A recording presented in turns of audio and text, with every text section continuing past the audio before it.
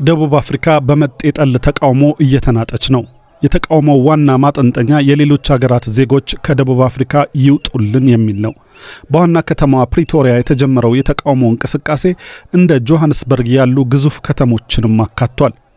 ኢትዮጵያውያንን ጨምሮ የበርካታ አፍሪካ ሀገራት በአሁኑ ተቃውሞ ቀጥተኛ ተጠቂ ሆነዋል። የሶማሊያ፣ ናይጄሪያ፣ ሌሴቶ፣ ዚምባብዌና ሞዛምቢክ ዜጎች በብዛት ኢላማ ተደርገዋል። የጉዳዩን መባባስ ተከትሎ አገራት ስጋታቸውን እየገለጹ ነው።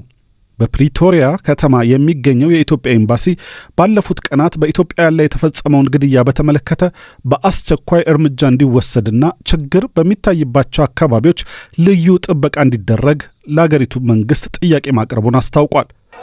የናይጄሪያና ጋና ውጭ ጉዳይ ሚኒስቴሮች የደቡብ አፍሪካ አምባሳደሮችን ጠርተው ማብራሪያ እንዲሰጡ ጠይቀዋል። የመንግስታቱ ድርጅት ዋና ጸሐፊ አንቶኒዮ ጉቴሬዝም ጉዳዩ እንዳሳሰባቸው ገልጸዋል። የሌሎች ሀገራት ሰዎችን መጥላት በደቡብ አፍሪካ የቅርብ ጊዜ ክስተት አይደለም።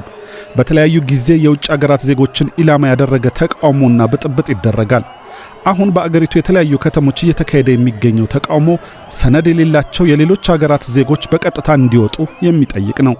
ተቃውሞው ማርች ኤንድ ማርች እና ኦፕሬሽን ዱዱላ የተባሉ ቡድኖች ይመሩታል። ከዚህም በተጨማሪ በአገሪቱ ዕውቅና ያላቸው የፖለቲካ ፓርቲዎችም ተሳትፈውበታል።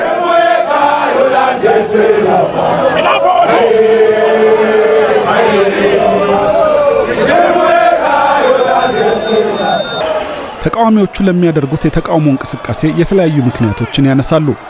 የወንጀልና አደንዛዥ እጽ መንሰራፋት፣ በዋናነት ደግሞ የዜጎችን የሥራ ዕድል መሻማት ተጠቃሽ ናቸው። ይህ በአገራችን ውስጥ ሽብርተኝነትን የሚፈጥር አደጋ ነው። ምክንያቱም እነዚህ ህገወጥ ስደተኞች የታጠቁ ናቸው። ከቀናት በፊት አሰሳ ስናደርግ በርካታ ተተኳሽ አግኝተናል። እነዚህ ሰዎች የታጠቁና አደገኞች ናቸው። ወደ አገራቸው ከሚመለሱ እዚሁ መሞትን እንደሚመርጡ ይናገራሉ። ለዚህ ነው ለተቃውሞ የወጣ ነው። እኛ በእነዚህ ሰዎች የሚደርስብንን ማንም አገር አይታገስም። ቦዘና ይሉናል፣ ደደብ ይሉናል። ማንም አገር ይህንን አይታገስም። ተዋርደናል። አሁን በቃ ብለናል። በጣም ሩሩ ሰዎች ነን። ስለዚህ አሁን በቃ ብለናል። So we say enough is enough. We are happy to be called xenophobic as South Africans. መጤጠል በመባላችን ደስተኞች ነን። ማንም ሰው መጤጠል እንደሆነ ከተሰማው ሀገራችንን ለቆ ይውጣ። ምክንያቱም በምትጠላ ሀገር ልትኖር አትችልም።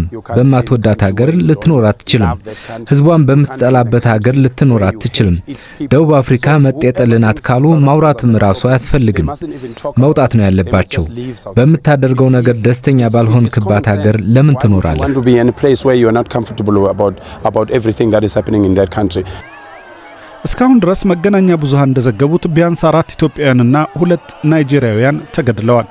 በተመሳሳይ በሌሎች የአፍሪካ ሀገራት ዜጎች ላይም ጥቃቶች ተሰንዝረዋል። በተቃውሞው ወቅት ሱቆች ተዘግተው የከተሞች ዋና ዋና መንገዶች በተቃዋሚዎች ተሞልተው ታይተዋል።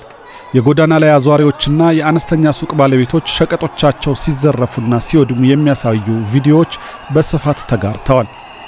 ከመንግስት የተገኙ መረጃዎች በደቡብ አፍሪካ ከ2.4 ሚሊዮን በላይ የውጭ ሀገራት ዜጎች እንደሚኖሩ ያሳያል። አብዛኞቹ ህጋዊ ሰነድ የሌላቸው ናቸው።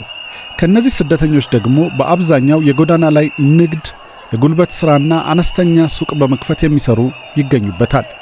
የአገሬው ወጣቶች እነዚህን የሥራ ዘርፎች በሌሎች ሀገራት ሰዎች በመወሰዳቸው ሥራ አጥ መሆናቸውን ይገልጻሉ።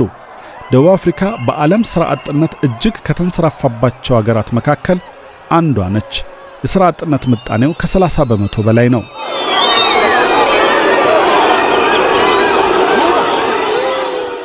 የደቡብ አፍሪካ ፕሬዝዳንት ሲሪል ራማፎሳና ሌሎች የአገሪቱ ከፍተኛ ባለስልጣናት በውጭ ዜጎች ላይ የሚፈጸሙ የጥላቻ ጥቃቶችን አጥብቀው በማውገዝ ስርዓት እንደሚያሰፍኑ በተደጋጋሚ ቢናገሩም አደገኛው ጥቃት ጊዜ እየጠበቀ በማገርሸት የውጭ ዜጎችን ንብረትና ሕይወት አደጋ ላይ እየጣለ ነው። ደቡብ አፍሪካውያን በተደጋጋሚ የሌሎች ሀገራት ዜጎች እንዲወጡ የሚጠይቁ ሰልፎችና ብጥብጦችን ያደርጋሉ። መንግስት በኢሚግሬሽን ላይ ከፍተኛ ቁጥጥር እንዲዘረጋና የተለየ ድንጋጌ እንዲያሳልፍ ጫና ይፈጥራሉ። ይህንን ተከትሎ የደቡብ አፍሪካ መንግስት ባለፉት 2 ዓመታት ብቻ 110,000 የሚጠጉ የሌሎች አገራት ዜጎችን ከአገር አስወጥቷል።